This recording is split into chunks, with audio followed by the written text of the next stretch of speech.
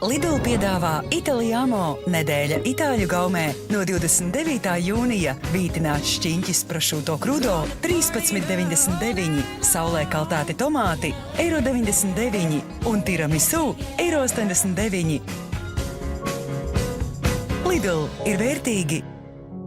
Minecraft is a huge game, and honestly, its optimization is just completely awful sometimes. So in this video, I'm giving you the ultimate optimization guide for both Minecraft Java and Bedrock so that you can get your game running as smooth as possible for your system. We'll start the video with Java Edition, and then later move into Bedrock. Now, for the purposes of this video, I will be optimizing my current computer on the latest default version of Minecraft, default settings, nothing changed. I know my computer is an absolute beast compared to all of y'all's, I will admit that, but yeah, even this computer on default, without me changing any settings, still runs the game at 30 FPS. This is probably close to what multiple of you are running right now. Footage quality is also probably completely dog, so do excuse that. Don't worry though, we're gonna optimize my computer, and to do this, we'll look at what we can do in plain old vanilla Minecraft, and then we'll look at some extra optimization mods that can really help you out. First of all, before you change anything though, plug in your computer or laptop. It sounds so simple, but take a look at this. I'm at 30 FPS right now, right? As soon as I plug in my computer, bam, 100 FPS. Yeah, I would say when you're playing Minecraft, just keep your computer plugged the entire time. Of course though, my computer is an i9, your FPS will probably go to 50 to 60, which is still a massive improvement from 30. But if you want even more FPS than that, this is where we'll have to make some in-game adjustments. Now for vanilla Minecraft, basically all the settings that affect FPS are going to be under video settings. You can find this from the pause menu if you just click options. Video settings are right there. I'll just go over all the relevant settings that are actually going to affect your FPS. First of all, we got the graphics right here. This is set to fancy by default,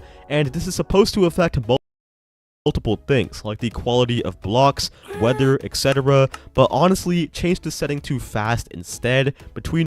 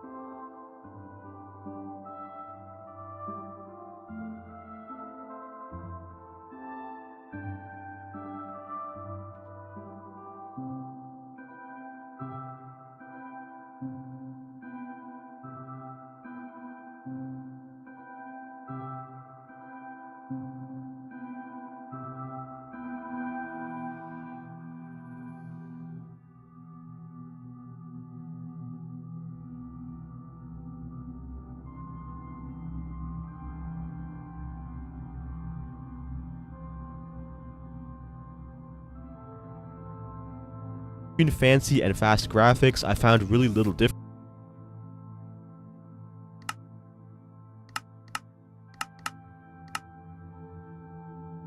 The game still looks great on fast. The only thing it affects a lot are leaves. Fancy graphics has transparent leaves. If you want that for some reason, I don't really care about it. So I would say to just set your graphics to fast. It might not cause a huge FPS bump by itself, but it will contribute. Alright, next up we got render distance. This one is extremely important. It's basically how far you'll be able to see things in the distance, and it's one of the biggest impacts on performance. Of course, if this thing is super high, you're going to be losing way more FPS. The exact render distance you should keep your thing at really depends on your computer. If it's an okay computer, then 10 to 12 or even slightly above that is perfectly fine, but if your computer is on the lower end, you want to keep it closer to 8. This will make the game a bit foggy, but it's definitely still playable, especially in survival where you're mostly on the ground. It's really not that much of an issue. You can still see decently well into the distance. Next up, we got simulation distance. This one basically controls from how far away updates to your world would be registered. For example, if my simulation distance is 5 chunks, a chunk is 16 blocks, so if a piston is moving a block 80 blocks away from me, my game will still register that. But if the piston is outside that 80 block range, it won't move that block until I get closer to it. Now, this thing is set to 10 chunks by default, or 160 blocks, but that's way too much. For a low-end device, 6 to 8 chunks of simulation distance is plenty. That's around 112 blocks, and you really don't need more than that, unless you're building some super complicated automatic farm or something, where you need it to still work when you're super far away. Then we got max frame rate. This one might not seem the most important if your FPS is already super low, but it actually is. This number is basically the highest that your frame rate will ever go, but even if your frame rate is way lower than this value, this thing can still limit it a lot. Right now it's set to 120 by default, right? But you want to set max frame rate to unlimited. There's no bad thing out of that. It'll just help increase the overall FPS. Alright, now let's move on to clouds and particles. Clouds, you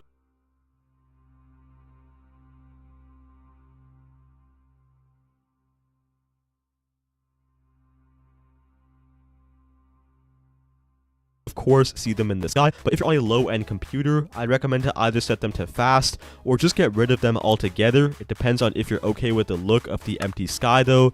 Personally, I don't really mind that much. Particles, like when you place a water bucket or break a block, honestly, they're not really that important, so set it to minimal if you're on a lower end device. Now here's a big one, bitmap levels, or however you say this word. This thing controls the level of detail in blocks from a distance and is set to the highest level by default. You're just killing your performance by having this at all. Set it to off. You can leave all these other settings. Let's look at our game now.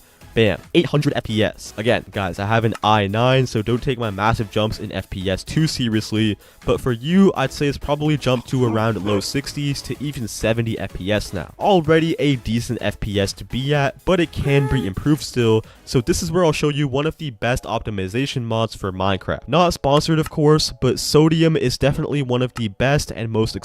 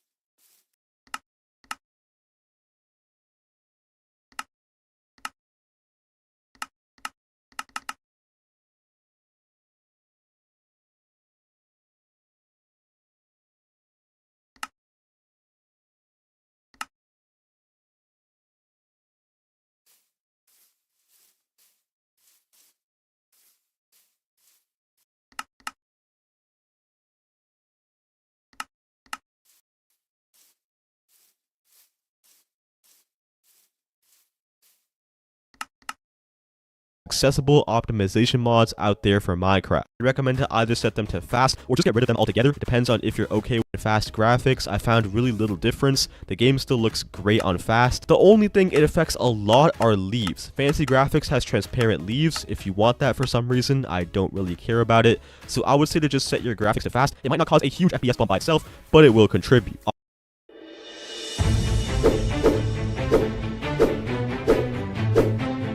Alright, next up we got render distance. This one is extremely important. It's basically how far you'll be able to see things in the distance, and it's one of the So I would say to just set your graphics to fast. It might not cause a huge FPS bump by itself, but it will contribute. Alright, next up we got render distance. This one is extremely important. It's basically how far you'll be able to see things in the distance, and it's one of the biggest impacts on performance. Of course, if this thing is super high, you're going to be losing way more FPS.